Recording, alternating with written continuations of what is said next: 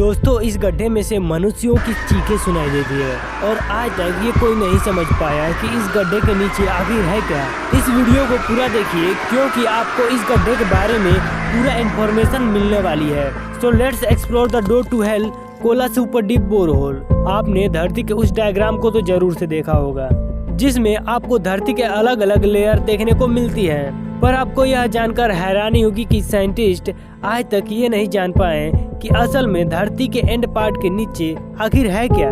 जी हाँ, साइंटिस्ट ने just predict किया है कि इसके नीचे खनिज और ऐसी चीजें हो सकती हैं जिसके बारे में हम जानते हैं, पर रियलिटी आज तक किसी ने नहीं देखी। साइंटिस्ट धरती को छोड़ के दूसरे प्लेनेट पे तो जाते हैं, पर फनी बात तो यह है कि साइंटिस्ट को अपनी धरती से ज्यादा दूर के गैलेक्सीज और तारों के बारे में पता है। धरती की सतह के बहुत से हिस्सों को तो आज तक हमने एक्सप्लोर नहीं किया है।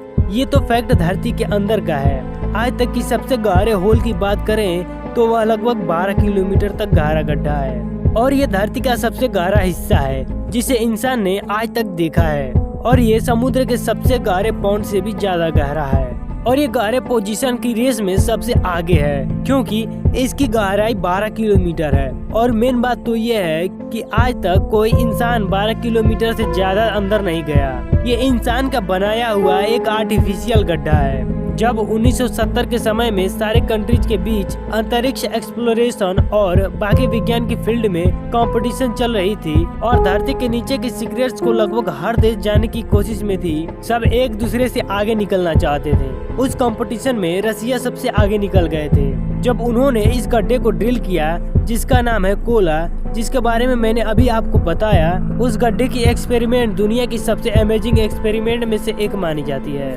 उस गड्ढे ने हमें पूरी की पूरी नई दुनिया दिखा दी। उस गड्ढे में बहुत सारे रहस्यमयी चीजें मिली जिसके बारे में उन्होंने कभी खुल के नहीं बताया, पर ऐसी बहुत सी चीजें मिली जिसके बारे में उन्होंने बताया था। उस गड्ढे से साइंटिस्ट को धरती के नीचे के बहुत सारे सीक्रेट्स के बारे में पता चला। जब उस गड्ढे को लगभग 7 किलोमीटर तक खोदा गया था तब उन्हें धरती के नीचे पाए गए पत्थरों में जल मिला। जी हाँ, आपने सही सुना, यह बहुत अमेजिंग डिस्कवरी था क्योंकि इंसान ने ये नहीं सोचा था कि धरती के इतने गहराई में पानी मिलेगा। रिसर्चर्स को पता चला कि धरती के इतने नीचे जल की फॉर्मेशन वहाँ पर मौजूद हाइड्रोजन और ऑक्सीजन के चलते हुआ। ऐसी छोटी छोटी डिस्कवरी से हमें पता चलता है कि धरती के नीचे कई बड़े बड़े रहस्य छुपे हुए हैं जिसके बारे में हमें नहीं पता। इस गड्ढे में जो अमेजिंग और सबसे इम्पोर्टेंट डिस्कवरी हुई है वो है जीवन की खोज। इस गड्ढे के इतने अंदर हमने किसी लाइफ फॉर्म को एक्सपेक्ट नहीं किया था। इस गड्ढे के इतने अंदर हम किसी लाइफ फॉर्म को एक्सपेक्ट भी नहीं कर सकते क्योंकि हम धरती के जितना अंदर जाते हैं टेम्परेचर उतना ही बढ़ता रहता है और बहुत कम प्रकार के माइक्रो सिस्टम ही ऐसा कर सकते हैं। उतनी कम टेम्परेचर में टाइपिकली रिसर्चर्स ने तो यही सोचा था, पर इसके बिल्कुल उल्टा हुआ। सिर्फ एक ही नहीं, ऐसे अस्तित्व के बारे में पता चला जो उतने टेम्परेचर में भी जिंदा रह सकते हैं और वो माइक्रोस बहुत पुराने रॉक्स में पाए गए। ये तो ऑब्वियस बात है कि धरती के अंदर जो पत्थर हैं वो 2 बिलियन ईयर्स यानी इतने साल पुराने हैं। आज भी वो रॉक्स वही कंडीशन में है और इन्हीं पुराने रॉक्स में माइक्रोस मिले हैं। रिसर्चर्स को उस गड्ढे में और भी बहुत सारे अनएक्सपेक्टेड चीजें मिली, जैसे उन्होंने ये कभी नहीं सोचा था कि उस होल के नीचे गैस भी मिल सकता है। उस होल के नीचे हाइड्रोजन, नाइट्रोजन, कार्बन डाइऑक्साइड और भी बहुत सारे गैस मिली। 1994 में बोरहोल को बंद कर दिया गया और रिसर्चर्स ने इसके बंद होने के कई कारणों को भी बताया।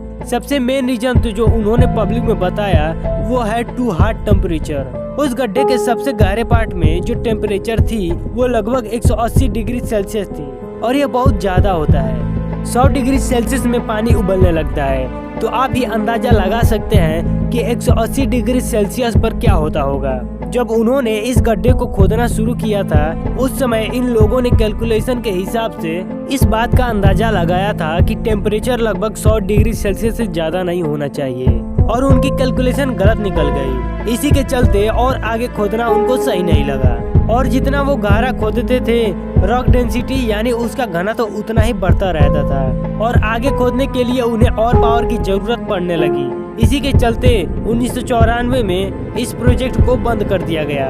जो इन्फॉर्मेशन मैंने अभी आपको बताया वो तो पब्लिक में ओपनली रिलीज किया गया था, पर इस गड्ढे से जुड़ी कुछ ऐसी बातें हैं जो पब्लिक में कभी रिलीज ही नहीं किया गया। कई लोगों का यह कहना है कि उस गड्ढे को इसलिए बंद कर दिया गया था क्योंकि साइंटिस्ट को डर लग रहा था कहीं वो नरक तक न खोद दे।